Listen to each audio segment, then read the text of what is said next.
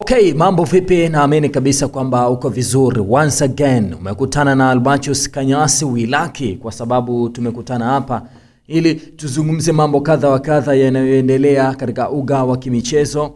Mimi sina tabu na wewe una tabu na mimi, na kazi zetu sisi ni kuzitafuta habari, tunazifuata popote pale zilipo, iwe ni usiku ama mchana, yote kwa yote tunahakikisha kwamba unachostahili kukipata unakipata vizuri sana. By the way, usiku wa kuamkia leo tumeona taarifa ambayo inawezekana imetufurahisha ama inawezekana ikawa imeacha maswali.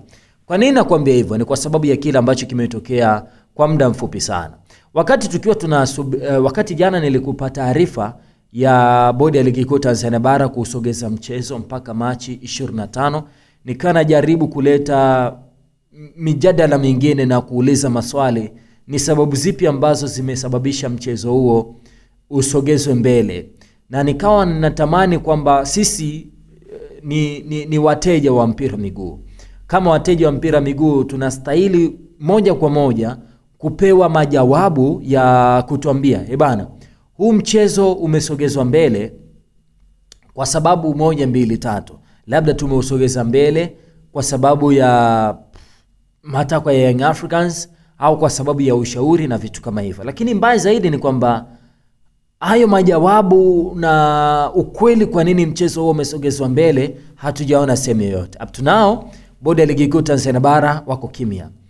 Watu ambao tunatarajia wangebishana kwenye hili walikuwa ni Simba Sports Club. Na mpaka sasa ninavyozungumza nanyi, Simba Sports Club wako kimya, hawajazungumza jambo lolote lile kwenye ile eneo. Sasa mara baada ya ile barua ya kusogezwa mbele kwa mechi, nimeona baadhi ya watu mbalimbali wakiwa wanaweka concern zao na kuandika mambo kadha wa kadha. Moja kati ya watu ni Skanda ambaye ameandika, kimemo pekee kinachopaswa kutembea kwa kasi ni cha wazembe wote kule TFF na bodi ya ligi wajiuzulu baada ya mechi kupangiwa tarehe mpya mara ya 3. Basi imetosha kusema wengi hawatoshi, wawapishe wengine. Kuna wakati kujiuzulu ni heshima, kuna wakati hii ndio njia mabadiliko, na kuna wakati mnapaswa kuamini katika maoni ya wataalamu ambao umekuwa wakishauri njia mbadala. Huu ndio wakati wa kuheshimu mpira wa Tanzania. Kuna timu moja wanafiki na nyingine wakombozi, huu mchakato una majibu. Hayo ndio maneno ambayo aliandika Biko Skanda mara baada ya mchezo kugairishwa. Mara baada ya Young Africans kuposti ile picha ambayo wako tayari sasa kwa ajili ya mechi, Biko Skanda akasema hii mechi imepangwa na mamlaka zile ambazo wananchi wamekuwa hawana imani nazo. Ni mamlaka zile ambazo mimi naona wanapaswa kuwajibika na kujiwajibisha. Je, hizi mamlaka zitafika Juni 25 zikisimamia mchezo? Natamani kuona jambo ambalo ni gumu Tanzania. Natamani tuwe watu wa kunyooka. Matoko ya Yanga yametimizwa, watajiuzulu. Je, Yanga itacheza kombe la shirikisho finali, mwisho wa kudai madeni, au haya yatafanyika kwa namna mpya? Natamani sana baadhi ya madai ya Yanga yafanywe kazi, la sivyo maisha yatakuwa ni magumu.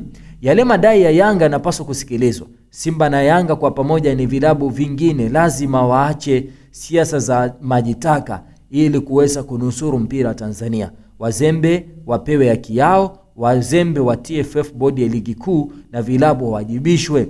Mama katuvusha, je Yanga itavuka na madai yake au kidao ataendelea kudunda? Akamaliza hivyo Skanda. Sasa wakati haya naandikwa usiku sana, majira saa 4, bodi ya ligi kuu Tanzania bara wakaamua kutoa taarifa ambayo kimsingi ilikuwa inasubiriwa. Taarifa inasema mwenyekiti wa bodi ya ligi kuu Tanzania TPLB Steven Mguto amewasilisha barua ya kujiuzulu wadhifa huo. Kimsingi yeye anachaguliwa na vilabu, na lazima hakuna mtu yote ambaye anaweza kumngatua madarakani kama si vilabu vyenyewe vitakavyopiga kura ya kutokuwa na imani naye. Kwa maana kwenye kikao cha dharura wanaweza kukaa chini na kusema, bwana sisi huyu mtu hatumwamini, kwa muktadha huo tunampigia kura kutokuwa na imani naye. Na kwa maana hiyo ikishafika theruthi ya wajumbe wa mkutano, manake huyo mtu inabidi ang'atuke madarakani. Nje ya hapo, njia peke yake ya huyu mtu ni kujiuzulu, na kimsingi ndicho ambacho bwana Steven Mguto ameamua kukifanya, ni kujiweka pembeni na haya mambo ili harakati nyingine ziweze kuendelea. So huyu hatuna shida naye, lakini sababu ya kujiuzulu ndo sababu ambayo haijaelezwa. Either mara baada ya kuona kumekwepo na danadana nyingi kwenye mpira wetu, baadhi ya watu hawamwamini tena, baadhi ya watu ambao tulidhani wako upande wake wanaonekana kutokuwa upande wake. Mzee Steven Mguto akaona isiwe tabu, mimi wacha nikae pembeni ili niwaache wengine ambao wana nguvu ya kuendelea kulisongesha ili gurudumu waendelee kama ilivyo kawaida yao. Na katika hilo pia mimi mwenyewe sina mashaka na hilo, amefanya kila ambacho yeye binafsi ameona kinastahili. Lakini jambo lingine ambalo kwenye barua hii limeeleza ni kwamba katika hatua nyingine, rais wa shirikisho la mpira miguu Tanzania TFF Wallace Karia amemsimamisha kazi afisa mtendaji mkuu wa TPLB Almas Kasongo, ambaye naye pia amesimamishwa kazi. Huyu inawezekana amesimamishwa kazi kwa sababu ya baadhi ya mambo kutoenda sawa kama ambavyo alikuwa anahitajika, na ni kitu ambacho tulikuwa tunakisubiri.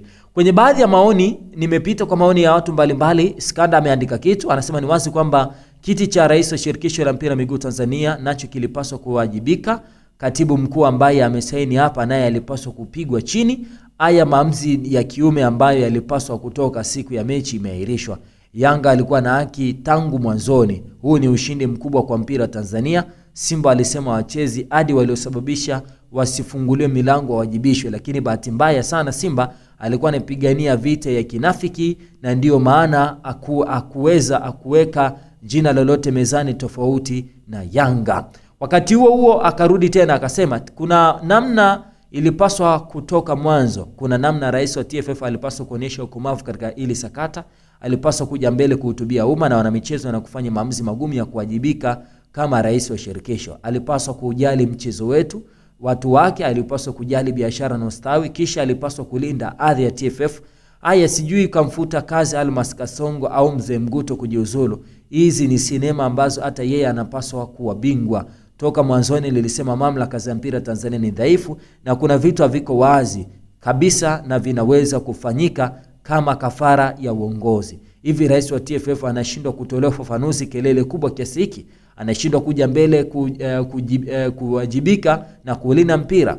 Bado naamini kuna kazi ya kufanya. Bado naamini mchakato wa rais TFF na unapaswa kuwa agenda ya kinchi. Uchaguzi unakuja, usipowajibika basi wapiga kura wakafanye kazi yake. Safari hii hatutaki mambo ya mgombea peke yake. Mwisho nasema kujiuzulu sio udhaifu wala uoga, ni ujasiri wa kuwajibika. Nasema tena tuendelee kupigania mpira japo tutatengwa na kuonekana hatufai kwa maslahi, lakini watu wangu mimi sijali, naangalia hii. Kusema la ukweli, moja kati ya sehemu ambayo mimi ninasimama na Biko Skanda ni pamoja na hiki. Kusema la ukweli, alichokizungumza kina maana halisi. Vita ambayo imepiganwa bado haijaisha, ni vita ambayo inahitaji kuendelea. Mimi naitwa Marcus Bonfas Kanyasa, asante baba.